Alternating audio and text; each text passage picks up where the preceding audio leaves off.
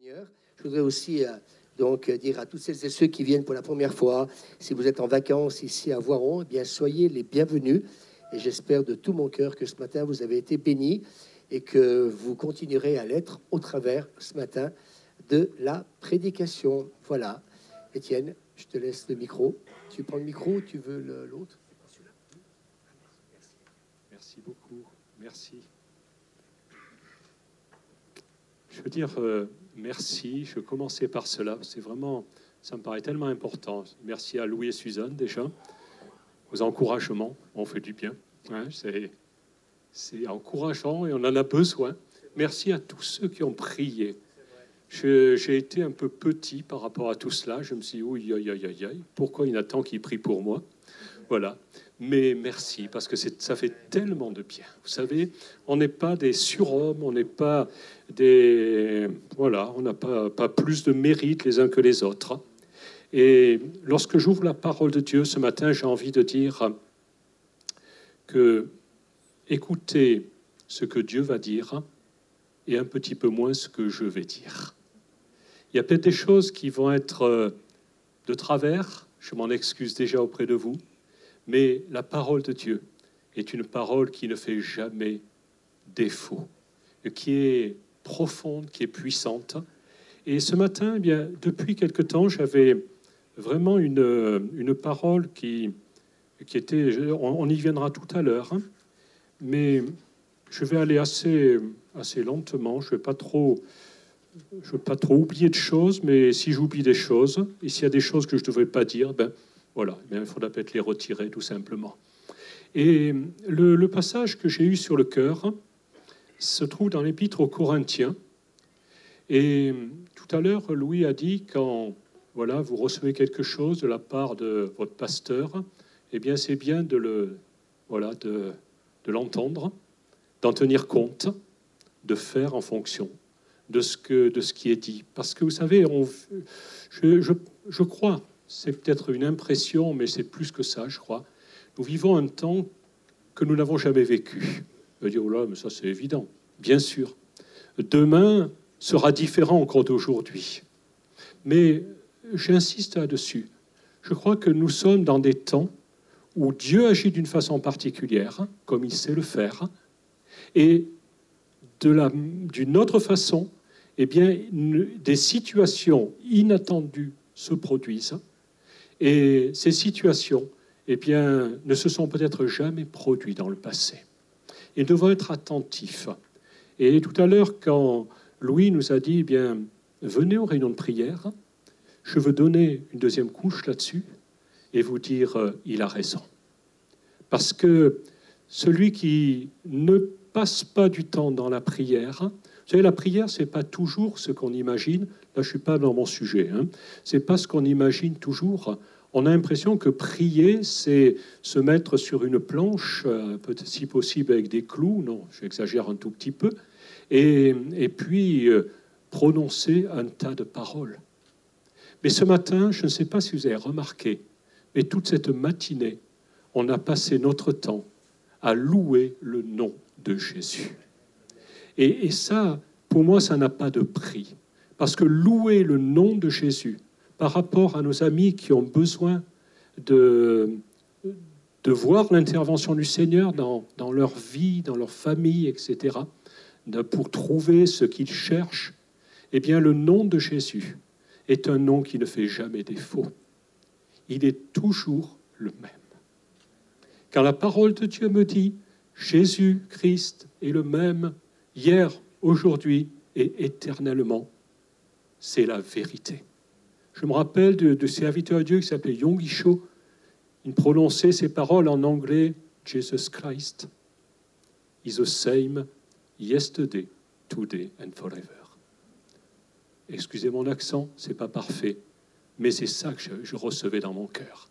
Qu'il est le même hier, aujourd'hui et éternellement. Et ce matin, je veux le proclamer, parce que c'est ça qui a de l'importance. Si vous oubliez toute chose, tout ce que je vais vous dire, eh bien, partez avec cette pensée. Que du nom de Jésus, il a été projeté sur l'écran. Je crois que l'écran est plein de l'huile du Saint-Esprit. Les écrans sont pleins de l'huile du Saint-Esprit, de l'onction du Saint-Esprit, tellement le nom de Jésus a été affiché sur ces écrans. Et je voudrais qu'on lise un premier passage. Ça va être quelques versets, 12 versets. Ce n'est pas la mer à boire, mais ça vaut la peine d'être lu. 1 Corinthiens 10, verset 1er. Peu importe la version, si c'est 8 secondes, ça ira très bien. Voilà. Frères, je ne veux pas que vous ignoriez. Alors, ces paroles s'adressent au peuple juif sous la conduite de Moïse dans le désert du Sinaï. Je replace un peu le contexte. Je ne veux pas que vous ignoriez que nos pères ont tous été sous la nuée, qu'ils ont tous passé au travers de la mer, qu'ils ont tous été baptisés en Moïse et dans la nuée et dans la mer, qu'ils ont tous mangé le même aliment spirituel, qu'ils ont tous bu le même breuvage spirituel, car ils buvaient un rocher spirituel qui les suivait. Et ce rocher était Christ. Réfléchissez un peu à cela, ce n'est pas commun. On a l'habitude de le lire peut-être. Et on arrive au verset 5, mais la plupart d'entre eux, presque la majorité, ne furent point agréables à Dieu, puisqu'ils périrent dans le désert. Or, ces choses, écoutez également bien, ces choses sont arrivées pour nous servir d'exemple, afin que nous n'ayons pas de mauvais désirs comme ils en ont eu. Ne devenez point idolâtres. Et là, l'apôtre Paul va énumérer quelques travers. Ne devenez point idolâtres, comme quelques-uns d'eux, selon qu'il est écrit, le peuple s'assit pour manger et pour boire, puis ils se levèrent pour se divertir. Ne nous livrons point à l'impudicité, comme quelques-uns d'eux s'y livrèrent, de sorte qu'il en tomba 23 000 en un seul jour. Ne tentons point le Christ, le Messie, comme le tentèrent quelques-uns d'eux qui périrent par les serpents. Ne murmurez point comme murmurèrent quelques-uns d'entre eux qui périrent par l'exterminateur. Ces choses, répétées une deuxième fois, on l'avait vu au verset 5, leur sont arrivées pour servir d'exemple. Et elles ont été écrites pour notre instruction, à nous qui sommes parvenus à la fin des siècles. Ainsi donc, que celui qui croit être debout prenne garde de tomber. Je ne sais pas si vous mesurez la gravité de ce texte. Ce matin, je m'excuse peut-être d'avant, je n'ai pas envie de raconter des blagues. Ça me démangerait quelque part, mais ce n'est pas vraiment ce que j'ai envie. Par contre, s'il y en a une qui vient, on la prendra. Mais s'il n'y en a pas, tant pis pour vous. Mais par contre, ce texte, j'y vois plusieurs choses, plusieurs divisions. Tout d'abord, l'apôtre Paul va dire, nos pères, ils ont tous été sous la nuée, ils ont traversé la mer, ils ont été baptisés en Moïse dans la nuée et dans la mer, etc. Autrement dit, il y a eu toute cette succession de miracles. Je ne sais pas si vous avez noté, ils buvaient à un rocher spirituel qui les suivait. Oh, un rocher qui se déplaçait. Ce rocher était déjà par avance le Messie, Jésus-Christ. Quel miracle extraordinaire. Ce n'est pas juste Moïse qui conduisait le peuple, mais il y avait là pour eux ce rocher qui les suivait. Ils recevaient le pain, non pas le pain de la terre, mais le pain qui vient du ciel. D'habitude, il y a une prière qui dit « Béni sois-tu éternel qui nous donne le pain de la terre ». Mais là, c'était le pain qui vient du ciel, comme une gelée blanche qui tombait en plein milieu du désert et que le peuple ramassait pour se nourrir. Des miracles sur des miracles. Et ce matin, je voudrais que particulièrement nous réalisions que ce qui se passe à ce moment-là, c'est ce que Dieu fait et veut faire pour chacun d'entre nous. Pourquoi est-ce que je peux dire ça? Parce que par 2 reprises, il dit ces choses nous sont arrivées, leur sont arrivées pour nous servir d'exemple. Lorsque je lis la parole de Dieu, moi j'aime bien avoir une Bible en papier. Je sais pas, est-ce qu'il y en a qui ont encore une Bible en papier? Je ne vous demande pas de la lever. Hein. Si, levez-la, dans le fond. Ça permettra de glorifier le Seigneur. Est-ce que quelques-uns? Oui, c'est très bien. Est-ce que d'autres ont une église sur le smartphone? Voilà, c'est bien aussi. Il n'y a pas de, je ne veux pas semer la panique. Hein. Que ce soit l'un ou l'autre, la parole de Dieu demeure éternellement. Mais cette parole, eh bien, elle est là. Elle est là pour nous servir d'exemple. Elle est là pour notre instruction. Et tout ce qui se passe dans cette parole est là pour nous servir d'exemple. Sinon, ça servirait à quoi? De raconter l'histoire d'un peuple qui s'appelle le peuple d'Israël, du début jusqu'à la fin de la parole de Dieu, de la Genèse jusqu'à l'Apocalypse. Ça servirait à quoi? Eh bien, à beaucoup de choses, mais l'une de ces choses, c'est pour que nous ayons des exemples de ce qu'il faut faire et de ce qu'il ne faut pas faire, de ce qu'ils ont fait et de ce qu'ils n'auraient pas dû faire, parce qu'ils n'ont pas fait toujours ce qui était bien. Et j'arrive à deux expressions. La première, je me suis un peu arrêté dessus tout à l'heure, cette première expression, eh bien, c'est ce qui s'est passé dans ce désert. Ça a duré quand même un certain temps, comme disait quelqu'un dans le temps que Louis aime beaucoup, qui s'appelait Fernand. Voilà, tout simplement. Je ne vais pas faire de publicité, il est décédé, voilà, mais il nous a bien fait rire en son temps. Et voilà que ce qui se passe dans ce désert, 40 ans, eh bien, à un certain moment, au verset 5, il est dit que la plupart d'entre eux ne furent point agréables à Dieu, puisqu'ils périrent dans le désert. Et quand Dieu dit la plupart d'entre eux, je ne sais pas, la plupart d'entre eux, nous, on est toujours dans une société qui raisonne en 80-20. 80%, 20%. Mais Dieu, il ne raisonne pas en 80-20. Il va beaucoup plus loin que cela. La plupart d'entre eux, ça veut dire que du peuple entier qui était sorti d'Égypte, certains l'évaluent à 600 000 hommes, ils rajoutent les femmes, les enfants, ça peut faire 1 million, 1,2 million, 1,3 million, peut-être 3 millions, je ne sais pas, on n'est pas là pour compter. Ça fait beaucoup. Mais de ce peuple, il va rester combien de personnes? J'ai dénombré, il en reste 5. Moïse, Aaron, Caleb, Josué et celui qu'on a oublié, le souverain sacrificateur Éléazar. Avant d'arriver dans le pays promis, combien restera-t-il de personnes? Aaron meurt. C'était un des derniers à mourir. Moïse, Dieu lui dit, tu vas monter en haut du sommet du Pisga, et là-haut tu contempleras le pays. Mais tu n'y entreras pas, parce que tu t'es laissé aller à un certain moment. Je n'ai pas supporté ce que tu as fait, et tu n'y entreras pas. Ça ne veut pas dire que Moïse a été perdu, mais Moïse n'est pas entré dans le pays de Canaan. Avant cela, eh bien, ensuite il est resté qui? Josué, Caleb et Éléazar. Et quand Dieu dit la plupart d'entre eux, par la bouche de l'apôtre Paul, ne furent point agréables à Dieu.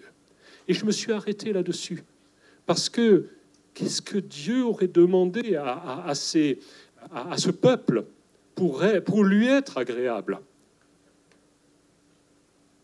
Beaucoup de choses peut-être, mais une chose, qu'au moins il puisse croire dans sa promesse, qu'il était parti, non pas pour la visite du désert du Sinaï, il y a certainement de très belles choses à visiter, il y a des plantes, il y a des animaux, il y a tout ça, mais ce n'était pas le plan de Dieu. Le plan de Dieu, c'était de donner un pays, un lopin de terre, j'allais dire, sur la surface de la terre, pour le peuple qu'il voulait montrer comme étant son peuple, que dans lequel, non pas parce qu'il était meilleur, mais parce qu'il allait accomplir en lui des choses qui dépassaient l'entendement. C'est cela. Et ce peuple, dans Nombre 14, 13 et 14, voilà que ce peuple a mis en doute ces choses-là. Il a espionné ce pays. Jusque-là, c'était pas mal, ça allait bien. 12 personnes ont espionné et sont revenues, certaines avec des propos positifs, d'autres des propos négatives. Et le pire, c'est que ceux qui prononçaient des propos négatifs, ils prononçaient également des propos positifs. Autrement dit, c'était quelque chose, oui, on a vu ce pays est magnifique, il découle de lait et de miel, vraiment, mais ce que nous avons vu, c'était des géants. Nous étions à leurs yeux comme des sauterelles. Jusqu'au moment où Caleb a pu leur dire, fermez-la. Vous ne savez pas ce que vous dites. Vous êtes en train de décrier le pays que Dieu veut nous donner. Est-ce que, voilà un exemple, est-ce que un jour, eh bien, toute l'Église pourra s'incliner devant Dieu? Je ne parle pas juste de la nôtre, parce qu'en général, nous sommes quand même des gens bien dans cette Église, mais combien de personnes? On dit, mais l'Église, ça ne vaut rien, c'est dépassé. Entendre les propos d'un pasteur, mais qu'est-ce qu'on en a à faire? Nous, on sait s'approcher de Dieu tout seul. Et en faisant cela, eh bien, on passe à côté de la promesse de Dieu, où Jésus a dit, je bâtirai mon Église. Les portes du séjour ne prévaudront pas contre elle. Nous avons prié ce matin avec des amis, et c'est bien que nous l'ayons fait en Église. L'Église, c'est l'œuvre de Dieu. Ce n'est pas la seule chose que Dieu a créée. Il a créé beaucoup d'autres choses, mais il a créé notamment l'Église pour être, eh bien, ce lieu où nous pouvons ensemble, avec des frères et sœurs, avec une famille en quelque sorte, trouver ensemble la présence de Dieu, la réponse à certaines de nos prières que peut-être nous n'aurons jamais l'occasion de voir exaucer si nous sommes tous seuls chez nous. Je ne dis pas de prier, de ne pas prier seul dans sa maison, mais au contraire, prier encore davantage. Vous savez, moi j'aime venir le matin prier. Mais qu'est-ce qui s'est passé? Je n'ai pas toujours aimé ça. Ça m'a contrarié, je vais le dire très honnêtement. À un moment, je me dis, ah oui, mais le matin, c'est le moment où je rencontre Dieu tout seul. J'en ai besoin. Et je vous assure que c'est vrai. Je prends du temps, je ne m'en vante pas. J'en ai besoin de rencontrer mon Dieu tout seul, devant sa parole, dans la prière. J'en ai besoin. Je lui dis, mais comment je vais faire maintenant? Vous savez comment je fais? Eh bien, je fais 2 fois les choses. Une fois à la maison et une fois ici dans l'église. Et c'est beaucoup plus performant comme cela. Alors, j'ai le privilège de ne pas habiter trop loin. Je comprends que pour certains, c'est difficile. Mais quand vous pouvez le faire, faites-le par la grâce de Dieu. Et je suis sûr que Dieu va répondre beaucoup à vos prières et faire des choses que vous ne soupçonnez même pas. Alors, quand il est dit que la plupart, on va dire, mais pratiquement tout le peuple n'a pas pu entrer dans le pays, eh bien, c'est exactement ce que Dieu a dit. Toute cette génération va périr dans le désert. Et à ce moment-là, ces hommes, ces femmes, pouvaient même rajouter, mais nos enfants, ils vont devenir une proie. Les géants vont les bouffer. Excusez-moi, ils n'ont pas dit ça, mais ça voulait dire ça pratiquement. Ils ne vont pas pouvoir subsister. Et la parole, l'homme de Dieu a dit, vos enfants, eh bien ce sont eux qui vous mettront en possession du pays promis de la part de l'Éternel à Abraham, à Isaac et à Jacob. Et ce matin, eh bien, je crois que nous n'avons pas de temps à perdre.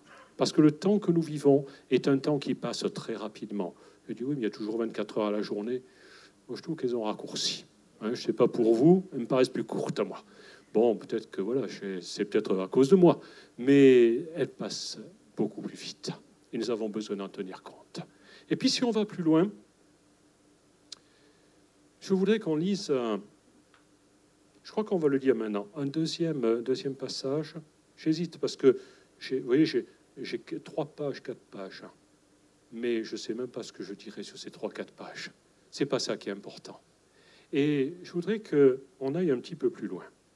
Non, on lira tout à l'heure. Et il nous a dit que ces choses sont arrivées pour nous servir d'exemple, afin que nous n'ayons pas de mauvais désirs. Et on arrive à... L'apôtre Paul va énumérer 4 points. On passera un peu vite sur ces 4 points. Ne devenez pas idolâtres comme quelques-uns d'entre eux, selon ce qui est écrit. Ne nous livrons point à l'impudicité comme quelques-uns s'y livrèrent. Ne tentons point le Christ comme le tentèrent quelques-uns, et ne murmurez pas comme quelques-uns l'ont fait. On n'est plus dans la majorité du peuple. Cette fois-ci, on est dans des choses qui peuvent nous rendre vulnérables. Je les j'énumère du moins les 3 premières. L'idolâtrie. L'idolâtrie, ça ne veut pas dire que vous avez une idole pas possible en or, en argent ou en pierres précieuses dans votre salon. Ce n'est pas cela. Y a-t-il quelque chose une chose à laquelle vous attachez plus d'importance qu'à la présence de Dieu? Il y a des choses que l'on fait dans sa vie et à un certain moment, on est obligé de les arrêter. Je vais vous dire, il y a des années en arrière, j'étais un petit peu plus jeune que maintenant, mais j'étais assez passionné. J'aime toujours les belles voitures. Voilà. Je vous avoue un petit travers que j'ai. Une belle voiture qui est là-bas dans le coin, et voilà. Mais j'admire surtout celui qui la conduit. C'est plus important. Voilà. Et c'est tellement... J'aimais les belles voitures que pratiquement un dimanche sur 2, entre avril et octobre, eh bien, j'étais planté devant les Grands Prix de Formule 1. Et j'aimais ça. Les Schumacher, les Alain Prost, tous ces gens-là. C'était presque ma famille, j'allais dire. Mais qu'est-ce que j'étais pénible pour le reste de ma famille à moi. Parce que, en fait, je ne sais pas si vous avez quelquefois regardé un prix de Formule 1. C'est très, très intéressant. Très intéressant. Moi, j'aime beaucoup. Les dépassements, tout ça, c'est vraiment super. Mais celui qui ne fait que l'entendre, eh bien, il entend... Vous voyez à peu près ce que je veux dire? Il n'entend que ça. Et je ne veux pas vous décourager ni de regarder les Grands Prix de Formule 1 automobile, ni moto, d'ailleurs, c'est ça. Mais pour moi, je me suis aperçu à un certain moment que ça devenait ma passion. J'étais comme presque devenu addict. Et je ne dirais pas que je ne pouvais pas m'en passer. Je me demande si j'en étais pas un petit peu. Et à un moment, je me suis arrêté. C'est pas que je m'y intéresse plus. Mon petit-fils s'y intéresse lui aussi fortement. Il les connaît plus que moi, tous les pilotes. Mais j'apprécie parce que il a 14 ans et ça, vraiment, c'est pour moi, c'est joli. Hein. Mais tout cela pouvait très bien passer avant Dieu. Et j'ai arrêté cette chose-là. Je vais vous donner un autre exemple. Je ne sais pas pour me glorifier, mais lorsque je me réveillais le matin, eh bien, j'étais toujours engourdi. Bon, on dirait que tout le monde est un peu engourdi, la tête est un peu dans le seau. Et une de mes premières occupations était d'aller vers la pharmacie et de prendre un cachet. Je faisais beaucoup marcher l'industrie pharmaceutique.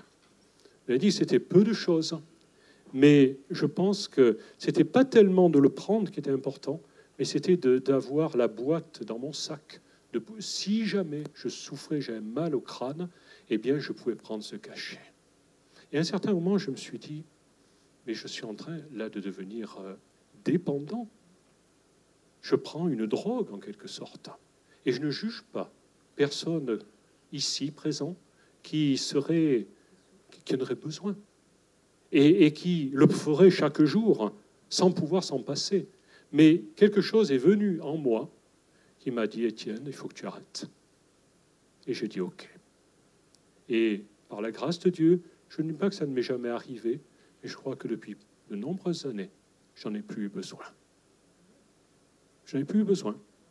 Le Seigneur est devenu mon médicament, et c'est nettement mieux. Alors, il y a d'autres choses. Je prends encore des médicaments, et je désire tellement que le Seigneur m'en délivre, m'en débarrasse. Mais je ne ferai pas de choses incongrues, de dire « Oh là, je vais tout jeter à la poubelle depuis ce dimanche 27 juillet, et puis on n'en parlera plus. » Non. Je suis dans la main de Dieu.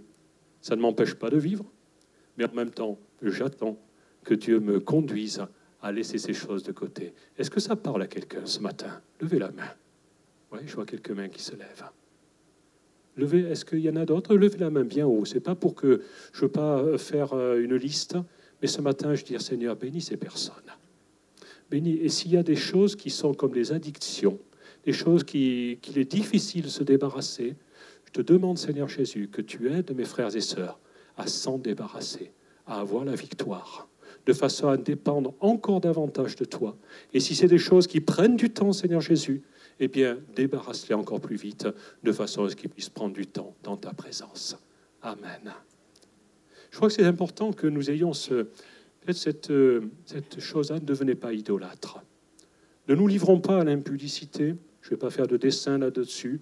Vous savez, l'impudicité, on voit le monde dans lequel on évolue. Eh bien, regardez, si vous regardiez, à un moment, la télé, on a dit, oulala, les acteurs, il ne faut plus qu'ils aient la cigarette au bec. Mais, vous vous rendez compte?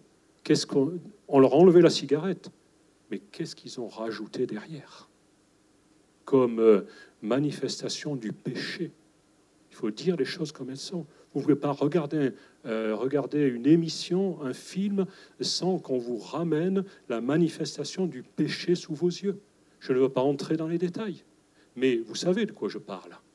Et ce matin, eh bien, nous devons être de ceux qui sont vigilants là-dessus.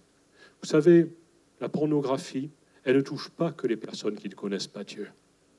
J'ai été parfois à l'hôtel, j'ai parfois voyagé un petit peu, pas beaucoup. Mais quand un bonhomme, il est tout seul dans sa chambre d'hôtel, c'est très facile de mettre la télé et de regarder n'importe quoi. Mais si à un moment, on ne dit pas stop, maintenant, soit je n'allume pas la télé, soit je la coupe. Maintenant, la télé, ça devient un peu ringard aussi, je le sais, mais parfois c'est le smartphone, c'est tout ce on peut avoir sous les yeux. Eh bien, à ce moment, il faut savoir dire, là, je coupe. Ne nous livrons pas à l'impudicité, à la pornographie, à des choses comme ça. C'est marqué dans la parole de Dieu. Et l'apôtre Paul dit, quelques-uns d'entre eux s'y livrèrent. Pas tous. Mais ce qui s'est passé, c'est que le jour où ils s'y sont livrés, lorsque Balaam les a incités à le faire, eh bien, à ce moment-là, il est tombé 23 000 ou 24 000 personnes en un seul jour. Ça vaut la peine de ne pas se livrer à des choses que Dieu désapprouve. Parce qu'on ne réalise pas combien on fait de mal au Seigneur lorsque nous faisons des choses qui ne lui sont pas agréables. Et je crois qu'il y a quelque chose qui ne me revient pas tout à fait dans mon souvenir, mais ce qui va affliger davantage le Seigneur, c'est de savoir qu'on ne respecte pas ce que lui aime, ce que lui apprécie dans nos vies. Et toutes ces choses-là, si on ne les écarte pas, eh bien, on passe à côté du plan de Dieu. Alors, ce matin, je ne suis pas en train de donner des consignes et des ordres, mais on va voir comment y venir. Et à un moment, l'apôtre Paul va dire, ce peuple n'a pas trouvé le moyen d'être agréable à Dieu.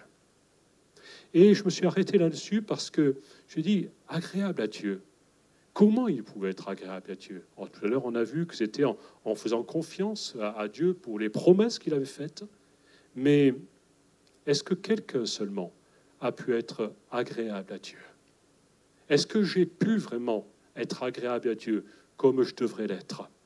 Est-ce que quelqu'un au milieu de nous, peut-être, peut lever la main et dire « Oui, moi, je suis toujours agréable à Dieu ».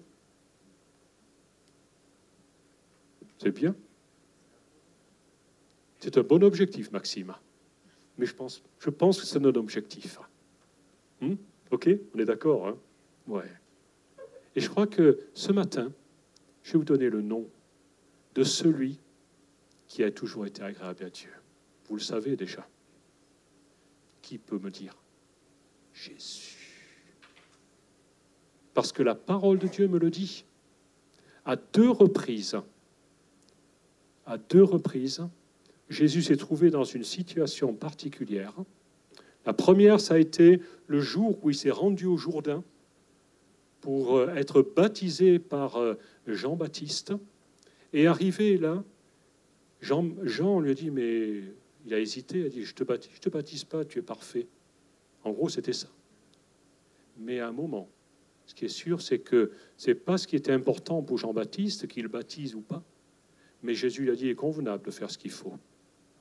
Et lorsque Jésus a été baptisé, le ciel s'est ouvert. Celui-ci est mon Fils bien-aimé, en qui j'ai mis toute mon affection, en qui, et d'une autre façon, une autre traduction dit, j'ai mis toute mon affection, en qui j'ai trouvé mon plaisir. Celui qui m'est agréable. Celui qui, en qui j'ai trouvé mon plaisir. Ce n'est pas seulement le peuple qui a traversé le désert qui m'a procuré ce plaisir. Et puis, un peu plus loin, Pierre, Jacques et Jean vont avoir cette même révélation. Et le ciel va s'ouvrir, la voix du Père Céleste va se faire entendre et va dire la même chose.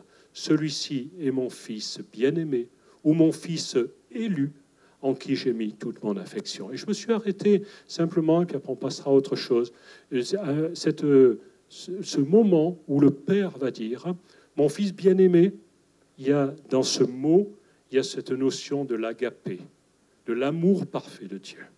Ça, c'est vraiment ce qui ressort de ce mot. L'original dit cela.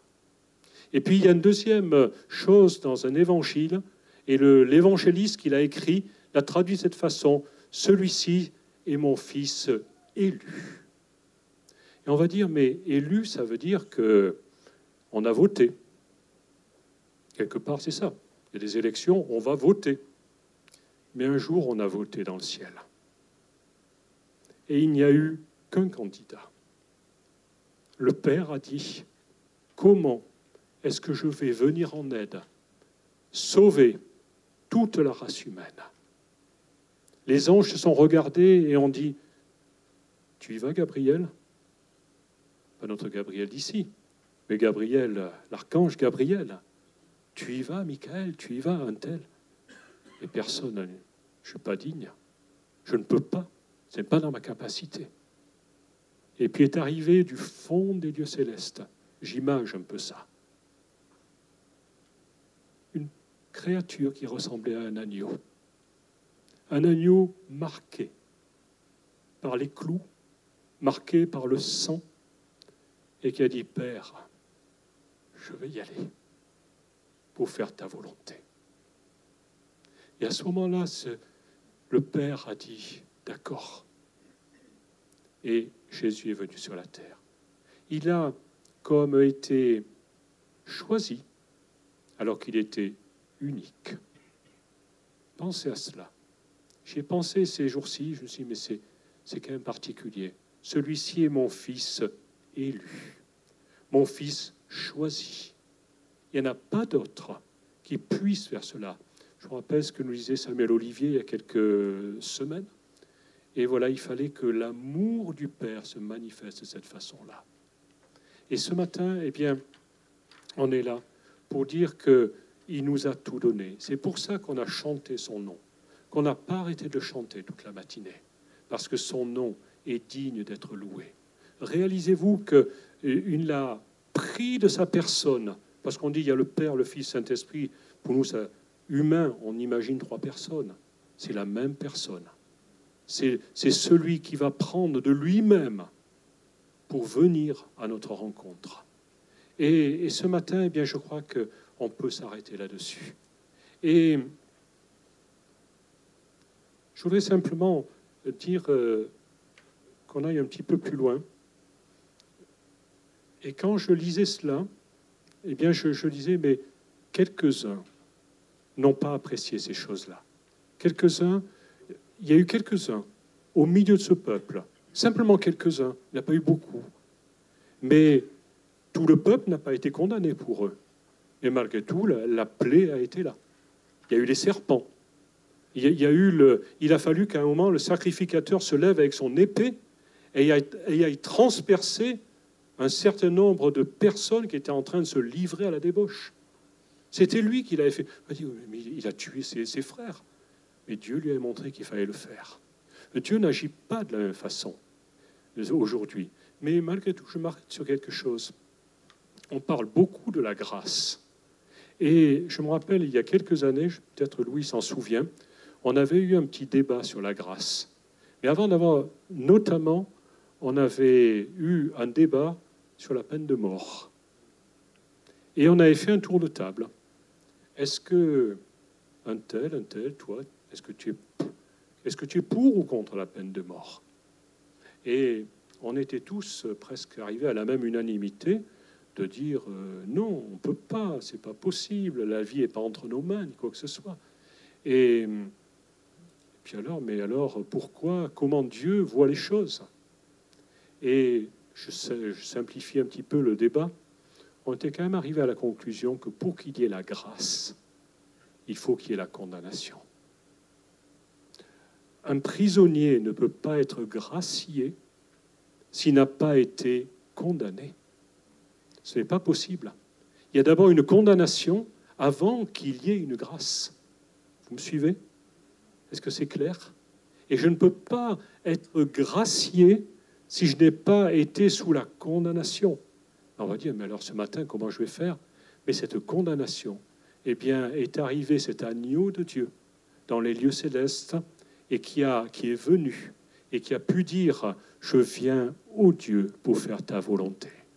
Et c'est pour cela que tu m'as créé un corps, parce que Dieu est esprit, mais Dieu lui a créé un corps dans le ventre d'une jeune fille, et quelque chose d'extraordinaire. Et il a fallu que cet enfant devenu adulte donne sa vie, donne le corps pour lequel il avait été créé. Et pour que la condamnation tombe sur lui, sur la croix qu'on a dans le coin, ce n'est pas celle-ci, mais elle symbolise, et pour qu'ensuite, eh bien, il puisse y avoir la grâce qui se manifeste envers nous. Et ce matin, pour moi, j'ai voulu m'arrêter un peu là-dessus, parce que il y a des choses, quelquefois, on passe un peu trop facilement dessus. Et on va arriver un petit peu plus loin à parler des murmures, qui est la quatrième chose de laquelle Paul dit « Gardez-vous de cela. Ne murmurez point, comme murmurèrent quelques-uns d'eux qui périrent par l'exterminateur. » Et là, je vais vous lire un peu ce que j'ai eu à cœur de vous dire ce matin. Ça, je pense que ce ne sera pas trop long, mais je l'ai écrit pour pas en oublier des morceaux. Voilà ce que... Tout d'abord, qu'est-ce que c'est que murmurer? Je me suis posé la question. Qu'est-ce que c'est que murmurer? Sinon, voilà, on émet des sons un peu inarticulés, et c'est cela qu'on appelle le murmure. Mais j'ai trouvé c'est pas une définition, parce que je n'ai pas trouvé de définition de murmurer vraiment qui me convienne. En murmurant, quelque part, nous suggérons que Dieu ne peut pas nous venir en aide. Nous donnons une importance plus grande aux personnes et aux circonstances.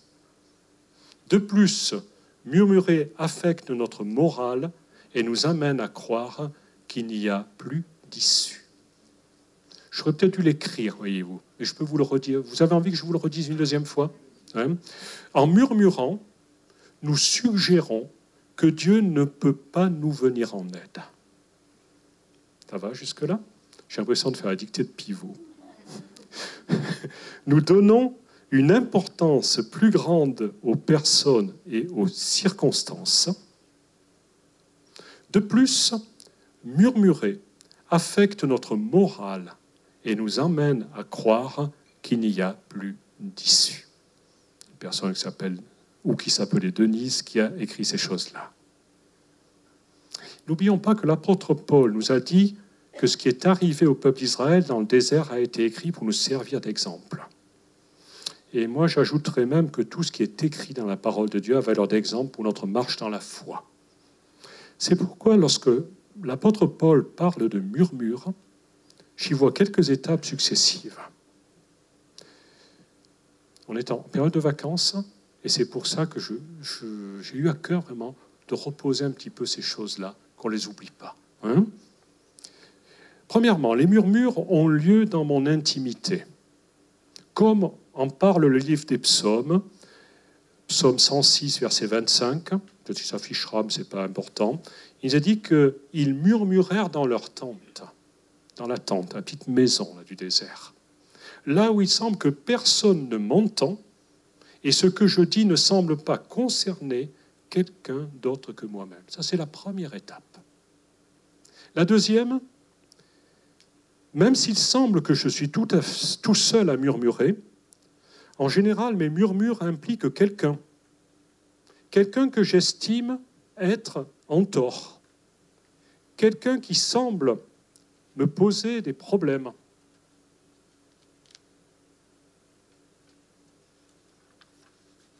Jusqu'à présent, c'est mon papier qui me pose des problèmes.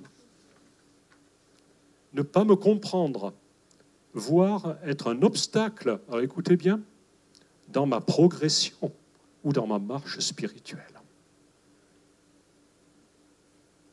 Quelqu'un se reconnaît? Oui. Si mais je ne sais pas où Jésus. Si je suis seul à lever la main, ce n'est pas grave. Mais je pense qu'il y en a d'autres. C'est comme l'ânesse de Balaam. Vous avez vu l'ânesse de Balaam et ce dialogue improbable? Ça vous dit quelque chose? Écoutez voir.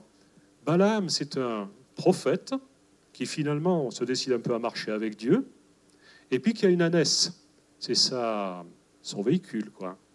Et puis à un moment, voilà que l'ânesse ne veut pas aller où veut aller le prophète. Elle s'oppose.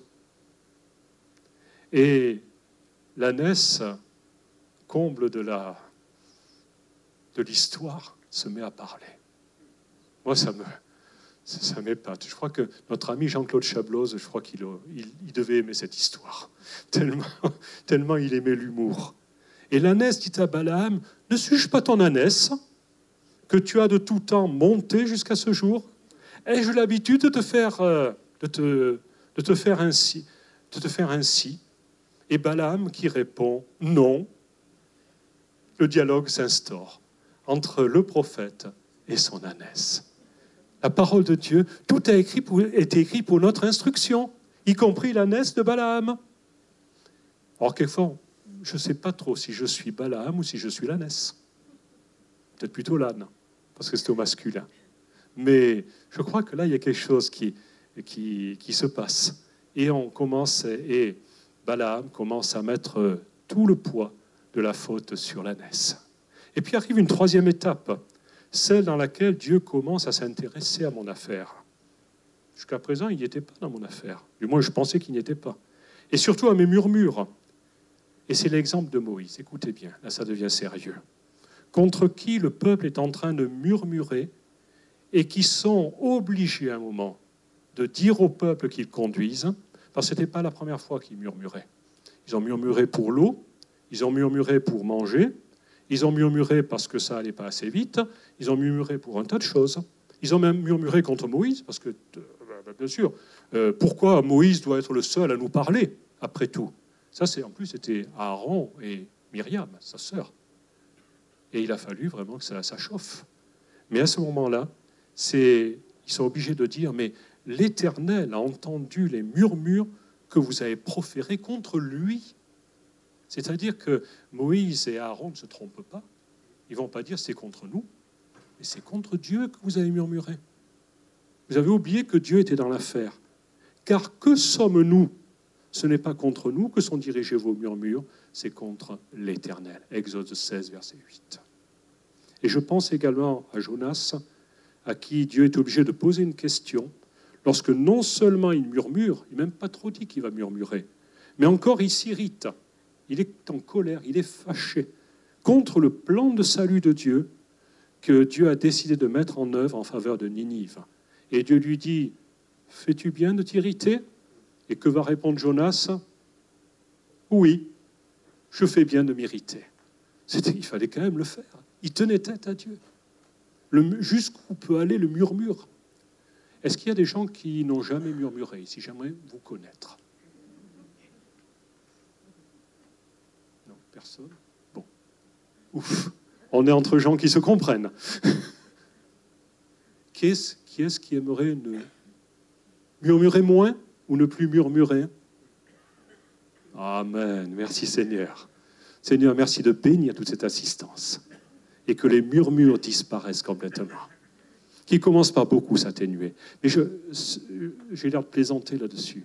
Mais croyez bien que c'est quand même un fléau humain. Et les Français, j'arrête là. Les autres, non, les Français, arrête là. Vous voyez ce que je veux dire? Parce qu'on arrive à un point, même en Égypte, on voit que le pharaon, têtu comme une bourrique, va continuer à s'entêter. À un moment, Moïse va faire des miracles en Égypte. Et puis, le pharaon va dire, mais qu'à cela ne tienne, j'ai des magiciens, vous allez voir qu'ils vont en faire autant. Et il fait venir ces magiciens.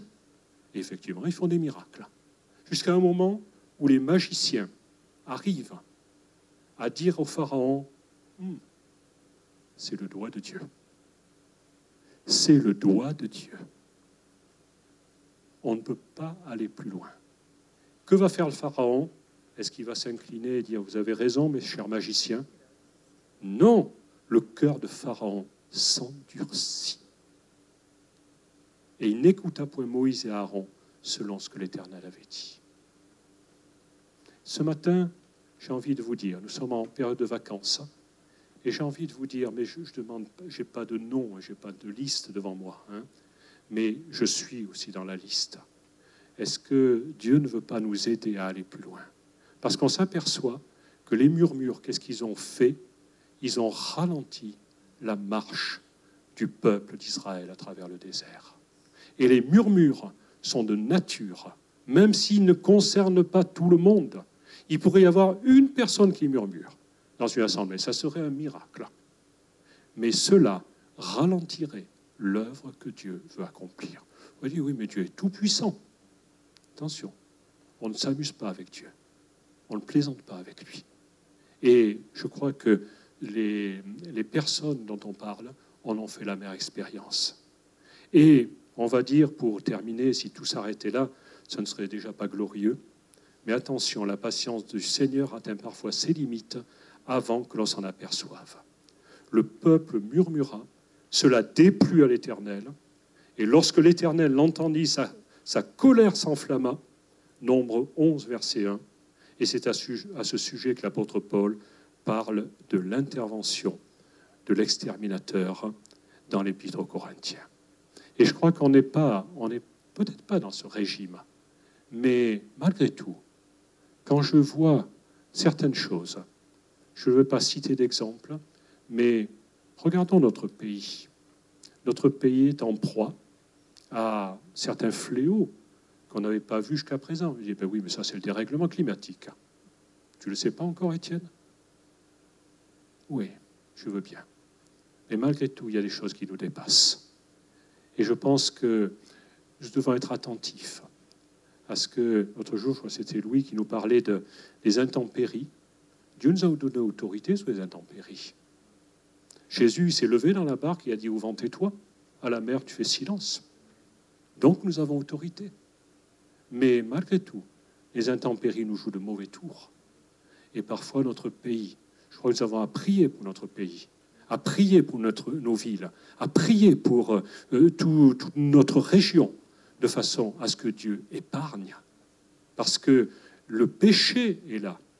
Il y a quelque temps en arrière, on parlait avec notre ami Tony Sperandeo, et lui-même nous disait, parce que nous savons ces massacres qui ont eu lieu il y a quelque temps en Israël, mais en tant qu'homme de Dieu, en tant que chrétien, non pas politique, ni militaire, ni quoi que ce soit, il dit, nous avons péché. Et je crois que ce matin, eh bien, est-ce que nous ne pouvons pas dire la même chose? Nous, globalement, en tant que peuple, nous avons péché. Et nous continuons à pécher. Et je ne jette pas la pierre à qui que ce soit, mais nous devons être de ceux qui savent reconnaître que le péché, quand il est là, eh bien, il n'enfante pas quelque chose de bon. Et nous avons à être vigilants là-dessus. Et puis je vais bientôt arriver à la fin, je ne vais pas abuser de votre temps.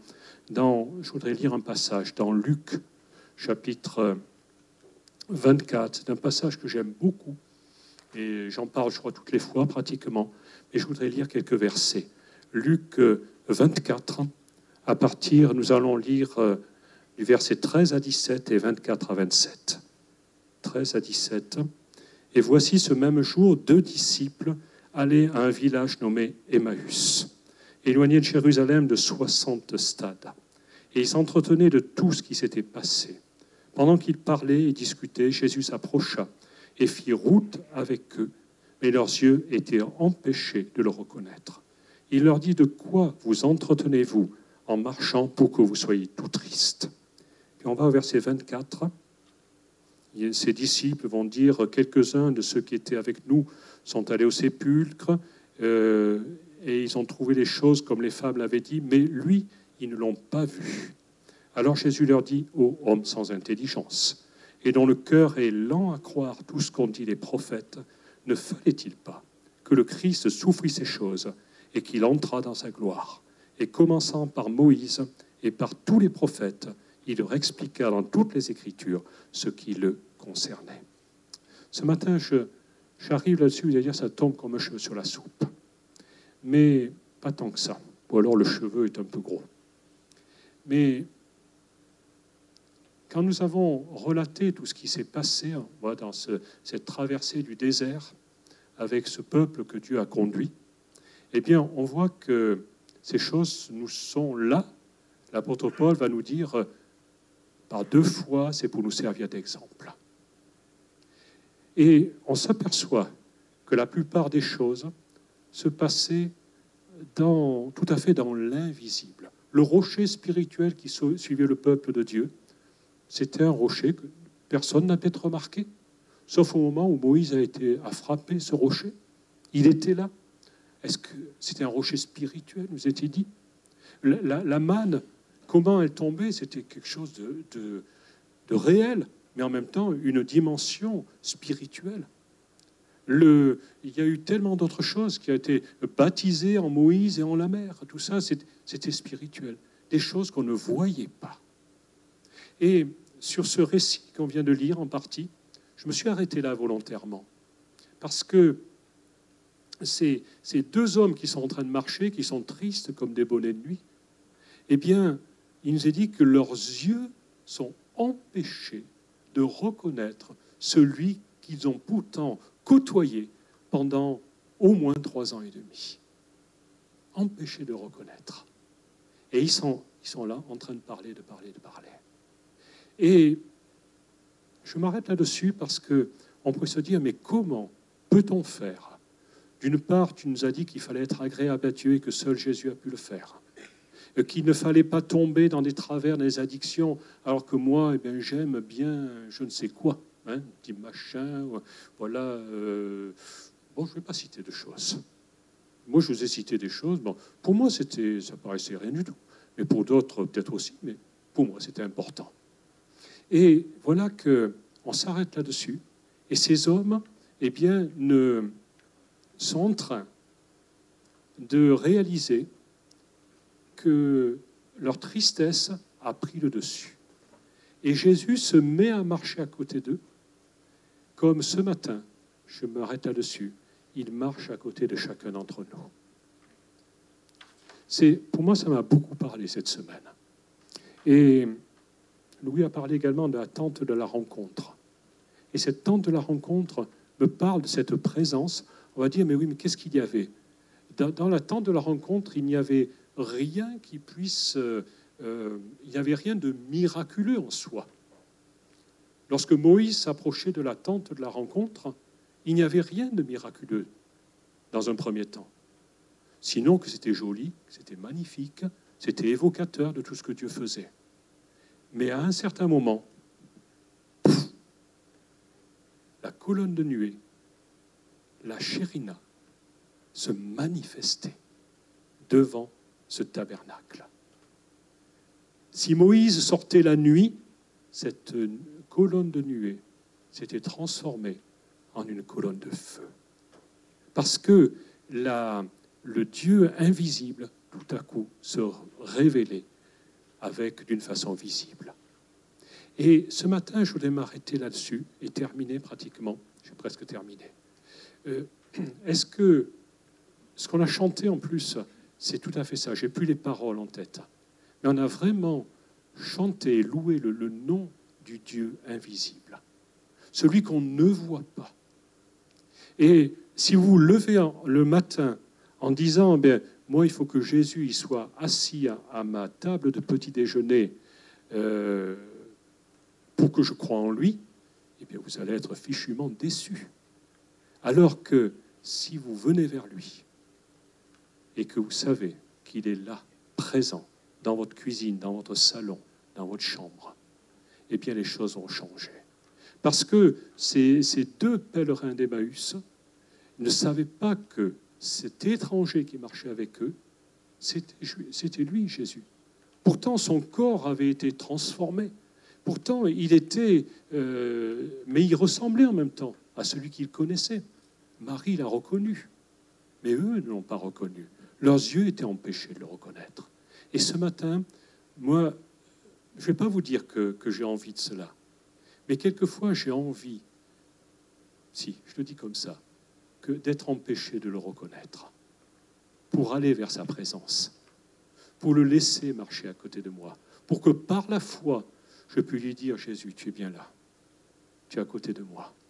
L'autre jour, je devais rencontrer des personnes et je n'étais pas tout à fait clair là-dessus. Je ne dis pas que je n'étais pas en paix, mais je disais, qui est-ce que je vais rencontrer? Comment ça va se passer? Est-ce qu'on aura un bon contact, etc.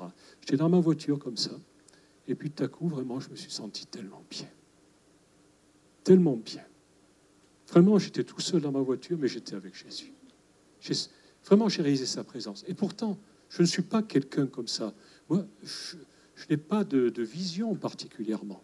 Hein, mon père en avait toutes les 3 minutes pratiquement. Mais moi, je n'ai pas encore hérité de ça, je dis encore. Mais malgré tout, eh bien, je sais qu'il marche avec moi. Et que je n'ai pas besoin je ne sais pas, peut-être de sentir quelque chose. Peut-être d'autres ont plus besoin. Mais ces disciples, eh bien, ils ne savaient pas qui était là. Par contre, cet étranger, il a commencé à ouvrir la parole de Dieu. Il l'a pas ouverte avec un rouleau, il l'a pas trouvée avec un folio, il l'a ouverte simplement dans le cœur de ces hommes. Et il leur a parlé, sans s'en apercevoir, eh bien, ils étaient là, comme subjugués. Ils sentaient que ça brûlait là-dedans. Et ils vont le dire un petit moment après. Et ce matin, j'ai envie de vous amener jusque-là. Mais je voudrais qu'on lise peut-être ce dernier verset. On ne les a pas tous lus, mais ce n'est pas grave. Et qui est dans l'épître aux Philippiens, Philippiens 2, verset 14. Et on va terminer là-dessus. On a parlé des murmures. On a parlé de la façon dont on peut être agréable à Dieu. Et puis là, je voulais qu'on termine là-dessus. Faites tout sans murmure, ni hésitation. Voilà. Et qu'est-ce qu'il y a à dire là-dessus? Parce que ces deux disciples d'Emmaüs, eux, vont au bout d'un moment réaliser que Jésus vient de marcher avec eux. Je ne sais pas si ça vous est quelquefois arrivé à cette expérience. Vous êtes dans un...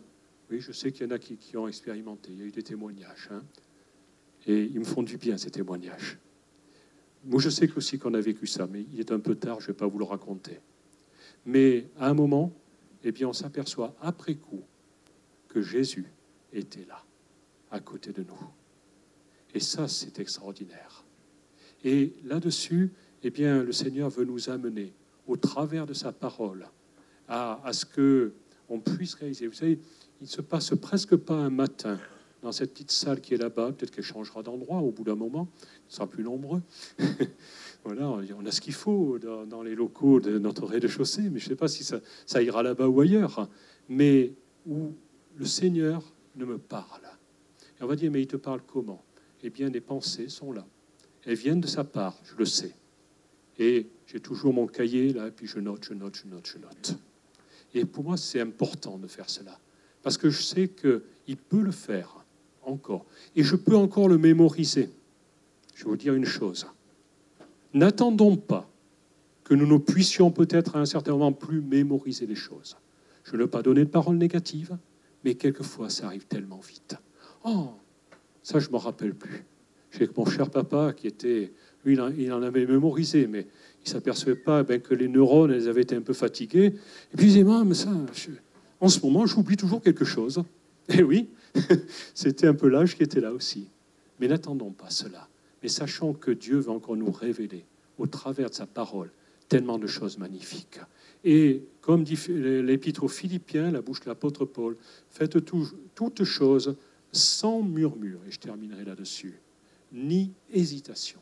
Et j'ai eu la curiosité de savoir comment l'original, ce mot hésitation, pouvait être traduit. Alors, excusez-moi, je prononce un mot en grec, mais je ne pratique pas le grec, mais je regarde de temps en temps. Le mot, c'est, vous allez comprendre tout de suite, dialogismos. Dialo, ça vous rappelle quoi, dialo? Dialogue, un échange. Vous allez dire, mais c'est bien un dialogue. Oui, mais il y a des moments, c'est pas bien. C'est pas bien. Quelques hommes ont fait l'armée au milieu de nous. Si l'adjudant disait il faut aller à droite, on n'a commencé pas à dialoguer avec l'adjudant. Ça se fait pas. Juste des choses comme ça. Si un leader de l'Église, pasteur, reçoit une direction, c'est certainement pas le moment de dialoguer. Tu crois qu'il a raison? Alors, tout le monde peut se tromper, c'est vrai. Mais dans ce cas-là, sans murmure, ni dialogimos. C'est les pensées, les opinions, des hésitations, des mauvaises pensées. Et ce matin, je voudrais que, si on peut faire un pas avec le Seigneur, c'est de se dire peut-être que je ne le vois pas. Peut-être je suis empêché de le voir. Mais est-ce que justement, Dieu ne veut pas me donner une vision plus excellente du Dieu invisible qui veut révéler dans mon cœur? Après, c'est vrai que ça a été cool parce qu'ils ont partagé le pain ensemble, ils ont reconnu Jésus. Mais jusque-là, c'était quand même une fichue expérience de savoir que quelqu'un qui ne connaissait pas, comme si, l'autre jour, Suzanne a dit quelque chose de très intéressant. Elle a recité ce verset quand Jésus a pu dire « Il vous est avantageux que je m'en aille ». On peut dire « Mais oui, mais j'aurais aimé voir Jésus. J'aurais aimé toucher son vêtement. » Non, il vous est avantageux que je m'en aille. Alors faisons tout sans murmure et sans dialogismos. Vous oubliez le mot, hein, c'est sûr, c'est important. Mais sans hésitation et sans mauvaise pensée. J'espère que les choses vous ont parlé. Peut-être, je dois m'excuser, ça a été un petit peu long. Mais voilà, je voulais vous le partager un peu comme un devoir de vacances. Hein? Voilà. Si le murmure vient sur vos lèvres, dites motus bouche cousue. Ah oui, mais attends, mais il m'a raconté n'importe quoi, celui-là. Le murmure, il peut venir à propos de n'importe quoi. Mais sachons le maîtriser. Alléluia.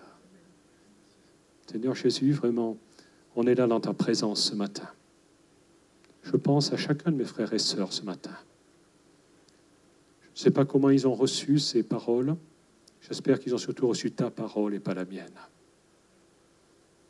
Et je te demande pendant ces vacances que nous soyons de ceux qui commençons à rebâtir des choses qui peut-être nous ont échappé. Peut-être il est facile d'avoir la langue bien pendue, de faire part de ce qu'on pense qu'il devrait se faire.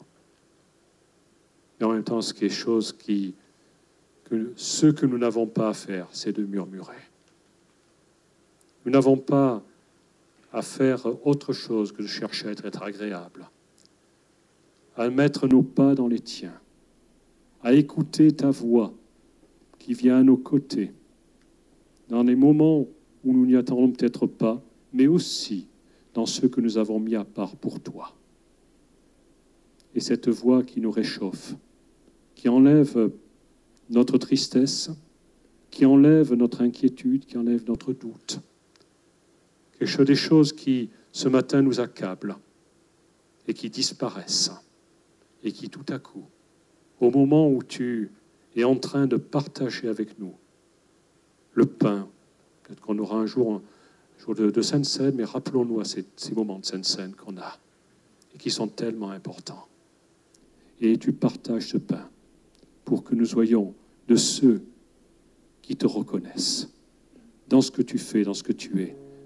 Non seulement quand on te voit, non seulement quand il y a une parole qui est annoncée, mais également dans le secret de notre cœur, que ce soit à la maison, dans notre voiture, et que ce soit également dans chacune des rencontres de l'Église.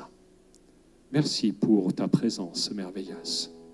Merci parce que je crois qu'au-delà de ce qui a pu être dit et fait ce matin, tu as répondu aux besoins de tellement de cœurs ce matin. Merci Jésus. Amen. Amen.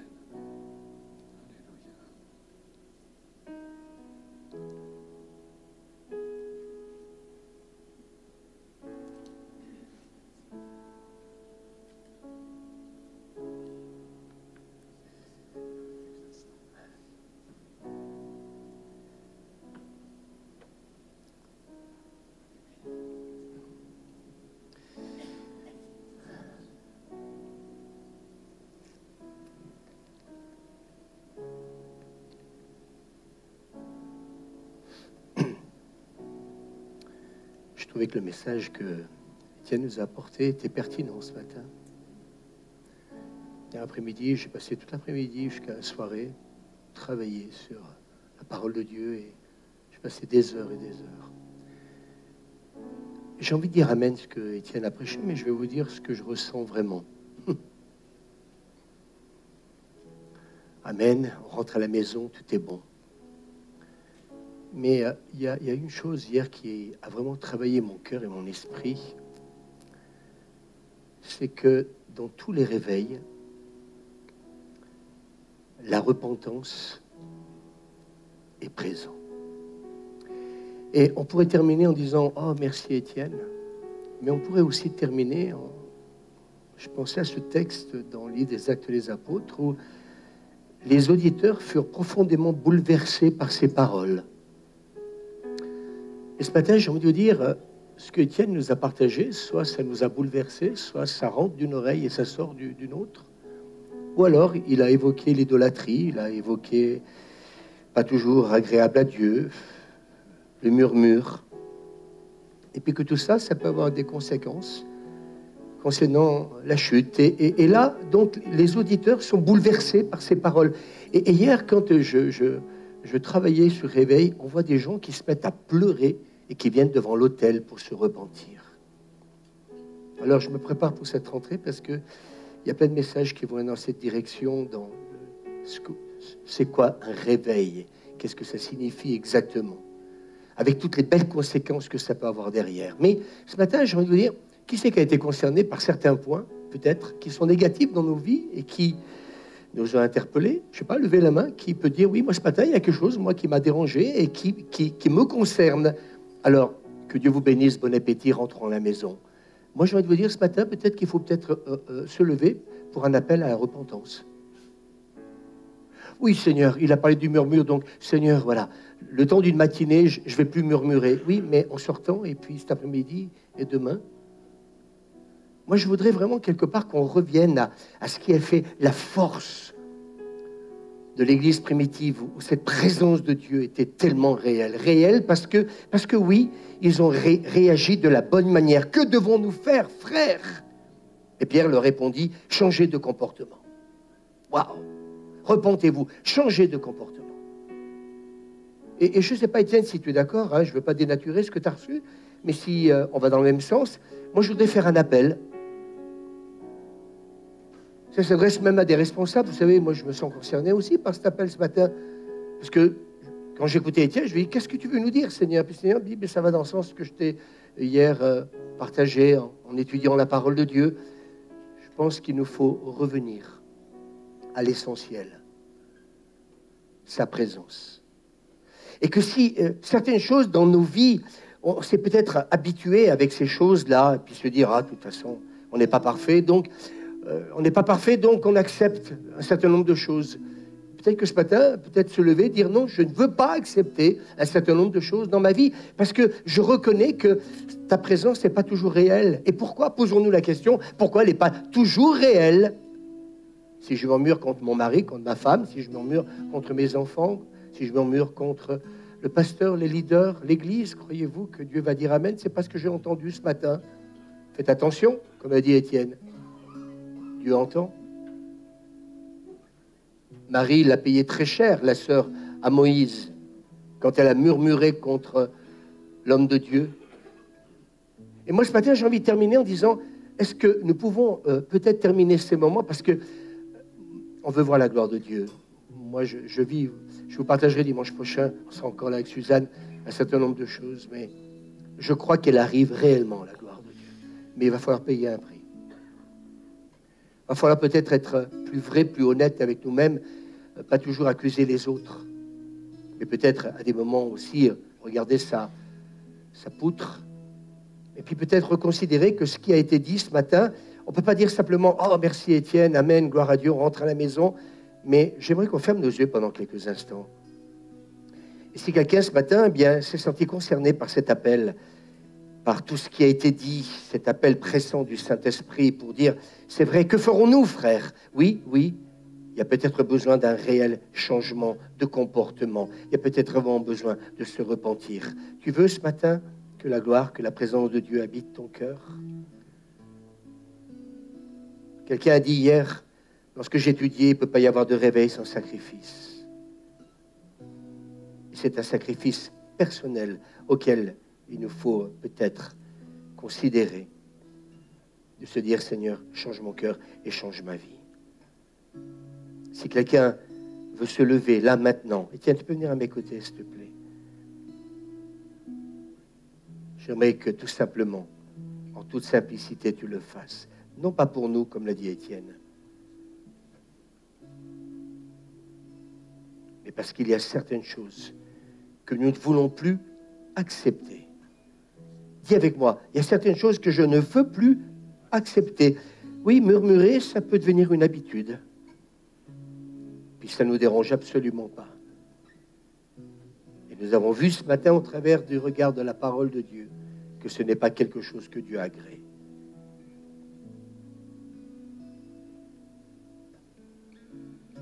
Peut-être que d'autres doivent se lever encore ce matin. Tu ne te sens pas concerné par tout ce qui a été dit? Moi, le premier, je suis debout ce matin. Étienne a parlé de l'idolâtrie. Il a parlé d'un certain nombre de choses qui sont peut-être encore moins glorieuses. Alors ce matin, que le Saint-Esprit soit comme un laser qui vienne au plus profond de notre être, révéler ces choses qui peut-être sont devenues comme une habitude pour nous dans notre mode de vie. Eh bien, notre mode de vie doit changer. Tu veux le dire avec moi? Je veux que mon mode de vie change. Mes comportements doivent changer. Mon langage doit changer. Mon cœur pour Dieu doit revenir à lui et à lui seul. Et je crois que si véritablement, à l'avenir, nous répondons d'une manière autre à tous ces messages qui sont donnés de la part de Dieu, alors moi, j'aimerais vous dire qu'il faudra peut-être pas beaucoup de temps pour que Dieu remplisse ce bâtiment. Il faudra pas longtemps pour que sa gloire revienne. Parce que ce que Dieu aime, c'est les cœurs contrits, un cœur qui s'humilie, un cœur qui est profond, qui est sincère.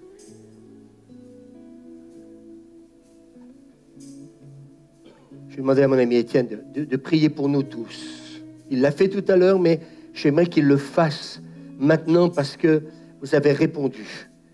Et comme le disait Étienne, ce matin, eh bien, tout simplement, il a partagé ce que Dieu avait mis sur son cœur.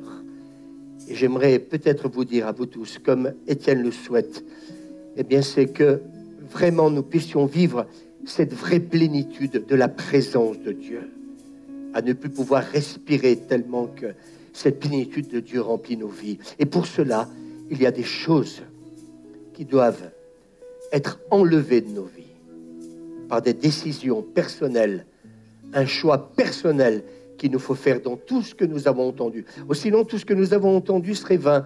Mais ce matin, je crois que ce n'est pas vain, parce que vous répondez à cet appel et parce que nous croyons tous que nous avons besoin de lui pour vivre cette transformation et véritablement vivre dans cette humilité de ce besoin de lui. Merci Seigneur. Amen. Prenons-nous par la main. Alléluia. On a besoin de prier les uns pour les autres. Alléluia. Merci Seigneur. Ô Merci. Éternel, notre Dieu, Seigneur Jésus, vraiment nous entendons ces paroles prononcées il y a quelques années par l'apôtre Pierre. Repentez-vous. Repentez-vous. Il n'y a pas d'autre chemin que celui-là que tu nous indiques. Ces hommes ont été saisis, touchés, profondément émus, non pas de l'émotion des sentiments, mais vraiment par le Saint-Esprit. Ce matin, tu vois mes frères et sœurs, tu vois cette belle assemblée, et tu vois ceux qui travaillent les cœurs en ce moment, ce désir de revenir à toi, de revenir vers vraiment ce que tu nous as enseigné toi-même. Tu as dit, il y a un seul chemin. Je suis le chemin, la vérité et la vie. Et ce matin, nous ne voulons pas emprunter un autre chemin que celui-là. Nous ne voulons pas faire appel à nos sentiments, à ce que nous penserions être bien. Nous voulons abandonner nos discussions stériles, nos échanges qui n'apportent pas la gloire dans nos cœurs et dans nos vies et dans notre entourage, dans nos familles et dans notre Église. Nous avons soif du réveil. Merci. Nous avons soif de te voir agir. Non pas parce que nous voulons simplement voir du spectaculaire, mais parce que nous voulons que tu aies toute ta place. Lorsque tu as été dans cette maison, que Marie est venue pour offrir le parfum, alors tu as su voir qui était celle qui t'honorait et celui qui te recevait avec un certain nombre d'orgueil dans son cœur. Nous voulons laisser tomber tout cela. Nous voulons abandonner ce passé. Si notre bouche a été à un certain moment animée, même à notre insu, par l'adversaire, alors nous te demandons pardon. Demandons, nous inclinons devant toi. Nous nous repentons pour cela. Toute parole vaine, tu dis qu'elle arrivera au jugement. Et nous ne désirons pas être jugés sur les paroles vaines qui ont été prononcées. Mais nous savons que le pardon se trouve autour de toi, auprès de toi, et que tu nous l'accordes. C'est un don qui vient de toi, bien plus magnifique que celui des hommes. Alors que chacun ici ce matin puisse recevoir de ta part ce qu'il est venu chercher, ce pardon dont il a besoin.